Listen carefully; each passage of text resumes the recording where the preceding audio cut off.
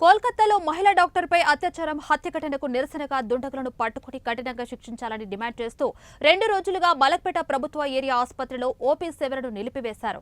ఆసుపత్రి డాక్టర్లు, స్టాఫ్ నర్సులు, నర్సింగ్ స్టాఫ్, వైద్య సిబ్బంది ధర్నా చేపట్టారు. హత్యకు గురైన వైద్య విద్యార్థిని కుటుంబానికి న్యాయం జరిగే వరకు పోరాటం ఆగదని స్పష్టం చేశారు.